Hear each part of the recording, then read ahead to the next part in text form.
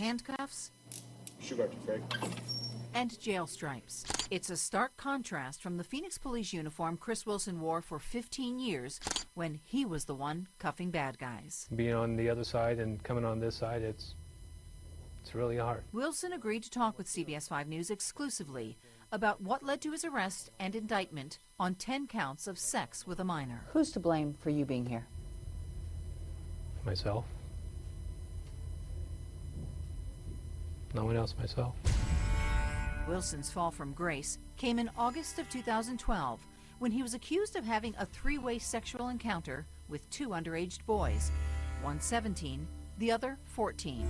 It was a scandal that rocked the community and the police department. A shocking arrest tonight. News of Wilson's arrest. Detective Christopher J. Wilson Phoenix police learned about this just yesterday. had sex with teen boys. The center of it all are two young boys. Just one mistake that occurred for an hour, judged me for the rest of my life now. By the letter of the law, it was a pretty big mistake. Correct. And you knew what you were doing was wrong. Not at the time. The 17-year-old was Caleb Layeski. The openly gay teen was thrust into the spotlight for his activism on anti-bullying issues. He was recognized by the President of the United States for his efforts, and then was appointed as the Youth and Diversity Liaison for Mayor Greg Stanton's office. Wilson and Layeski became co-workers of sorts. Wilson at the time was the department's appointed go-between to the gay and lesbian community. I enjoyed my job. I enjoyed working with the gay community and helping them out every day. The 14-year-old victim was Layeski's friend and sometimes sexual partner. Did I intentionally go out and seek a person that was 14 years old? No, I didn't. The person was supposed to be 18.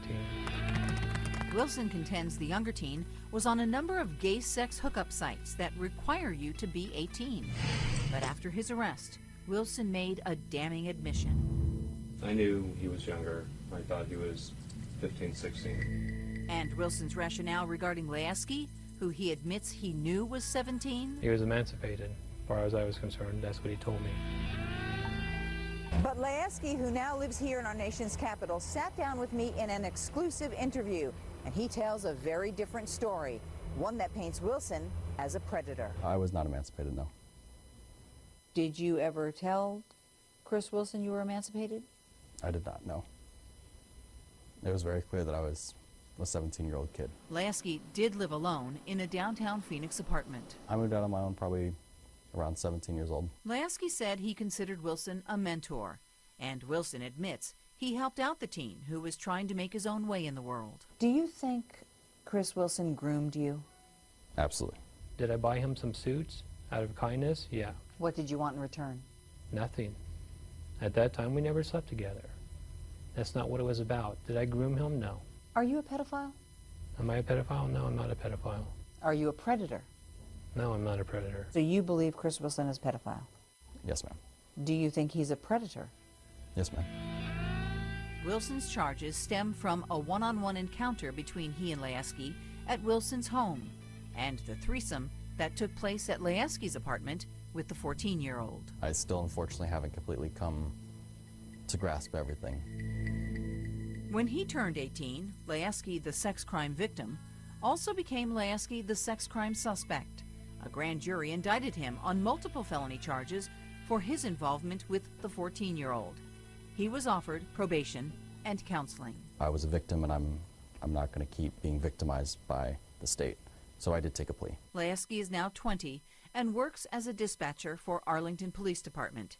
He hopes someday to enter politics. I've done my best to cope with it and move on. I have a stellar career. Wilson, who has been in jail awaiting trial for close to 3 years, believes the system is treating him unfairly.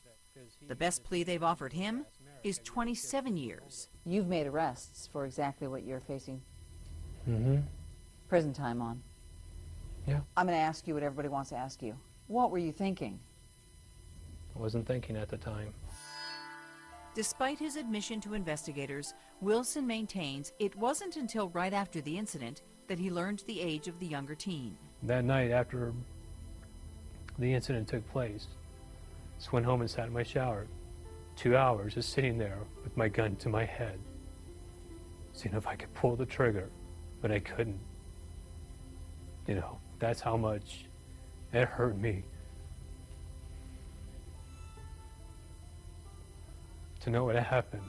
Moving on for Wilson begins with an apology. I'm definitely sorry to everybody. Donna Rossi, CBS 5 News. Wilson is expected in court next week for a settlement conference, but it's still possible this case could go to trial.